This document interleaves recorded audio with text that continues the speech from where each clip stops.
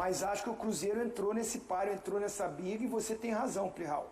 Os três que estão na ponta da tabela, o jogo mais complicado para mim era o do Cruzeiro, contra o Bahia fora de casa. E ele vence, da maneira que venceu.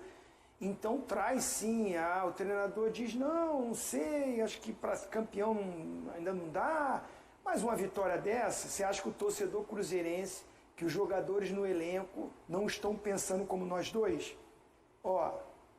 Semifinal da Copa do Brasil é só depois do campeonato. Agora é força total, foco total só no brasileiro. E a decisão vai ser muito nos confrontos diretos. Depois do golaço do Jean Lucas em Salvador, abrindo o placar para o Bahia, certeza que o discurso veio pronto para muita gente. Polarização do campeonato entre Flamengo e Palmeiras, inevitável espanholização. Só que faltou combinar com a ambição de um timaço, que é o Cruzeiro do Leonardo Jardim. Ganhou com autoridade do Flamengo e do Palmeiras em casa, vai jogar fora agora. Amassou o Botafogo no Rio de Janeiro. Ganhou e empatou do Mirassol.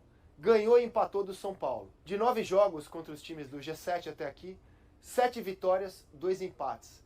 Não há quem chegue próximo desse desempenho. Além desse desempenho, ou seja, o Cruzeiro demonstrou ser capaz de derrotar qualquer time do futebol brasileiro, o time mostra muita ambição, até quando perde. São esses os fatores que mantêm acesa a chama do Cabuloso rumo à dura missão de desafiar Flamengo e Palmeiras no título do Campeonato Brasileiro. Você consegue ver o Cruzeiro de verdade vislumbrando o título, Zé? Eu acho que vai brigar. Cruzeiro e Palmeiras, para mim, são dois times fortíssimos. Fortíssimos. O Cruzeiro com um padrão de jogo, uma maneira de jogar, jogadores inteligentes. O que o Matheus Pereira é inteligente, o Pascoal falou sobre como ele é inteligente, a técnica dele, né? Mas a inteligência dele em se posicionar atrás dos volantes adversários, e é um espaço às vezes muito curto, né? Porque você tem muito pequeno, porque você tem a zaga também que te pressiona e te coloca dentro de um espaço ali pequeno, mesmo assim ele consegue jogar. Aí quando abafa ele dá uma corridinha pro bico da área. O Romero me surpreende muito, porque o Romero tá marcando e jogando, tá saindo pro jogo. O Lucas Silva é inteligente, embora eu acho que o Mateuzinho é melhor que ele, mas o Mateuzinho tem que esperar, porque o Lucas está jogando bem, capitão e tal. Tem uma zaga forte, né? Mas eu acho que o Flamengo ainda tem alguns passos à frente pelo poder de decisão dos seus jogadores também. Incomparável. Tetra, o Cruzeiro tem uma diferença de Flamengo e Palmeiras que pode ser benéfica ao Cabuloso, que é não ter nenhuma competição sul-americana até o final do Campeonato Brasileiro. Não tem nenhuma competição, porque a semifinal da Copa do Brasil só será disputada depois da 38ª rodada do Brasileirão. O quanto que isso pode ser importante para o Cruzeiro? Essa aí seria a minha fala, mas você competente como sempre também teve esse raciocínio. Eu acho que o Cruzeiro, depois que ele vence esse jogo fora de casa, não se distancia dos adversários que venceram, porque você vai para uma rodada, fazer o último jogo da rodada, sabendo que seus adversários já venceram, e venceram bem, né? O Flamengo ganhou fora de casa, o Palmeiras ganhou bem do Inter, coloca uma pressão maior. Você sabe que se perder esse jogo, você se distancia desses caras, e aí ganha, e um jogo, para mim, até o mais difícil dos três. Os três que estão na ponta da tabela, o jogo mais complicado para mim era o do Cruzeiro, contra o Bahia fora de casa. E ele vence, da maneira que venceu. Então traz sim, o treinador diz, não sei, acho que para campeão ainda não dá, mas uma vitória dessa, você acha que o torcedor cruzeirense, que os jogadores no elenco não estão pensando como nós dois? Semifinal da Copa do Brasil é só depois do campeonato. Agora é força total, foco total só no brasileiro. E a decisão vai ser muito nos confrontos diretos. Se o Cruzeiro for bem sucedido nos jogos contra Flamengo e contra Palmeiras, a chance dele aumenta. Ele não é o grande favorito. Acho que Palmeiras e Flamengo estão pelos pontos, pelo desempenho que tem dessas equipes. Uma, tecnicamente, que é o Flamengo, e a outra, sólida, confiável, que é o Palmeiras, né? Eu costumo dizer isso. O Pascoal fala que o Flamengo é incomparável, e eu acho que o Palmeiras é confiável. Então, esses dois, nas suas características, para mim, são os favoritos. Mas acho que o Cruzeiro entrou nesse páreo, entrou nessa briga, e você tem razão, Plihal. Sem ter a Copa do Brasil, que mudou, né? Mudou a tabela. Não era assim. Houve uma mudança, chiadeira, principalmente do lado do Flamengo, né? Porque mudou esse calendário, e aí a Copa do Brasil foi para depois do campeonato, e todos os jogos do Brasileirão vão acontecer aí, e a Libertadores está para Palmeiras e para Flamengo. E está numa reta final, decisiva. Por mais que a diretoria do Flamengo, o próprio Felipe Luiz fala, a prioridade é o Brasileirão. Quem vai abrir mão da Libertadores? Você passando agora, esse já está numa semifinal. Ou seja, eu acho que Flamengo e Palmeiras vão estar focados também na Libertadores. Isso pode ser bom para o Cruzeiro. Os 3 primeiros colocados hoje, com número de jogos distintos, né? Palmeiras, por exemplo, tem um jogo a menos, né? Que o Cruzeiro tá atrás, mas tem um jogo a menos. Com esse jogo, pode ultrapassar o Cruzeiro. São os 3 que estão na briga. Você acha que a coisa ainda está mais polarizada entre Flamengo e Palmeiras pelo poderio dos elencos, ou Cruzeiro? Acho que tem 2 a menos que o Cruzeiro, hein? São 2 jogos a menos? Deixa eu dar uma checada. Tem um jogo a mais que o Palmeiras. Tem um a menos que o Palmeiras. Porque o Flamengo tem um a menos que o Flamengo. O Flamengo tem um jogo a menos. O Palmeiras tem 2. O Cruzeiro tem 2. O Palmeiras tem 2 a menos que o Cruzeiro. E o jogo do Palmeiras. 2 a menos que o Cruzeiro. Tem toda a razão, Os Tetra. 2 confrontos. 1 ponto a menos e 2 jogos a menos. Até por isso, o Zinho disse ontem no programa que se o Cruzeiro não vencesse o jogo, ia ficar muito distante dos dois. E como esses dois perdem pouquíssimos pontos, seria difícil de alcançar até a 38ª rodada do Brasileirão. Você já coloca o Cruzeiro no mesmo nível de disputa? Se você colocar da seguinte forma, o Palmeiras tem que jogar contra o Flamengo no Maracanã. Tem que jogar contra o Cruzeiro no Mineirão. Se não me falha, também, né? se não me falha a memória. Mas, Não. Não? Não. O Flamengo joga contra Cruzeiro e contra Palmeiras no Maracanã. Sim. Não. Eu tô dizendo, o Palmeiras joga contra o Flamengo no Maracanã e contra o Cruzeiro no Mineirão, certo? O Flamengo joga no Mineirão. Não. O Palmeiras joga contra o Cruzeiro em casa. É em casa, sim? Na minha conta, acho que é em casa. O Cruzeiro é que vai pegar os dois fora. O Cruzeiro é que faz os dois fora. Perfeito. O Cruzeiro é que faz os dois fora. E o Palmeiras joga contra o que está na frente, que é o Flamengo, o jogo direto. Se você colocar na conta do Palmeiras uma vitória nesse jogo que falta, o Palmeiras vai se igualar, vai ficar a 1 ponto do Flamengo, perfeito? E aí, Sim. com a vitória no confronto direto, pode ultrapassar o seu rival. Contra o Cruzeiro são 2 jogos de diferença. O Palmeiras tem que fazer 2 jogos em relação ao Cruzeiro. Então eu acho que a briga está entre os 3, mas muito mais aproximada entre Palmeiras e Flamengo. Porque o Palmeiras desperdiça poucos pontos, o Flamengo não desperdiça nenhum e o Cruzeiro tem feito um trabalho espetacular. Zinho, como é que você definiria o momento desse aqui, do Gabriel Barbosa? Qual é a posição do Gabriel Barbosa, o papel do Gabriel Barbosa neste Cruzeiro?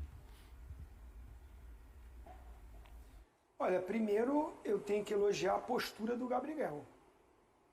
Até surpresa, né? Porque ao longo da carreira dele, ele é envolvido em algumas polêmicas, né?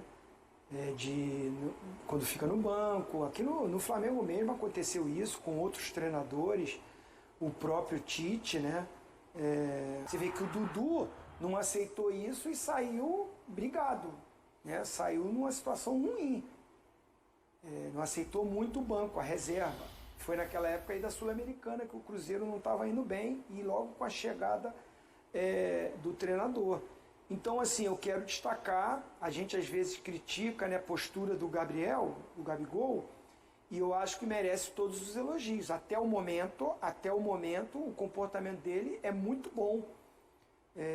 E o treinador fala que pela primeira vez na temporada ele consegue tirar jogadores no banco que solucionam a partida e ele ganha mais opções. Eu entendi assim a coletiva dele, a entrevista dele. E isso é muito de respeito ao Gabigol. Tá difícil de eu colocar ele como titular. Mas ele é um titular meu, porque eu sei que eu posso contar, ele vai sair do banco e vai resolver, como resolveu. O Sinisterra também entrou no lugar do Wanderson e fez o outro gol, foi do banco que saíram os 2 gols. Essa mexida mostra que o Cruzeiro tem um elenco e o Gabigol é fundamental, porque esse bom comportamento dele acaba contaminando os outros. A gente diz quando tem a laranjinha podre, que fica só minando, só de bico e daquilo e tal, vai contaminando outros jogadores que também não estão satisfeitos e o ambiente fica ruim, aí vai pro vestiário ali e chega no campo e o resultado não vem e sobra pro treinador. Então esse papel do Gabigol de aceitar nesse momento o banco, porque o jogador que está jogando é artilheiro e está convocado para a seleção. Ele poderia entrar no lugar do Matheus Pereira também, como um falso meia ali, né? Um segundo atacante, porque ele se movimenta bem. Mas é outro também que está arrebentando. E ele não é de beirada de campo de velocidade. Os 2 posicionamentos que eu acho que o Gabigol pode jogar no Cruzeiro, para mim são dos 2 melhores jogadores no momento. O Matheus Pereira e o Caio Jorge. E o Gabigol, experiente, entende isso e tenta contribuir. Né? Aí ele vai dar entrevista, negócio de futuro, vai ver depois e tal, tá certo, não tem que falar nada agora. Mas acho que ele tem um comportamento e um papel que pode ajudar esse Cruzeiro a, com um elenco forte, bater de frente com o Flamengo e com o Palmeiras. Vamos ver comigo aqui os números do Gabriel Barbosa na temporada de 2025. Olha lá, ele já fez 35 jogos como titular, mais ou menos a metade, né? 18,51% dos jogos. Atuou 49 minutos e meio por partida, fez 12 gols nesses 35 jogos, sempre levando em consideração que apenas 18 como titular.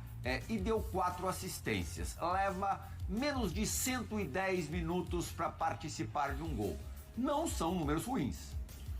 Não, principalmente pela quantidade de jogos que ele jogou, né? É uma soma importante, mas assim, eu ia falar justamente sobre a inteligência do Gabigol nesse momento. Né? Uhum.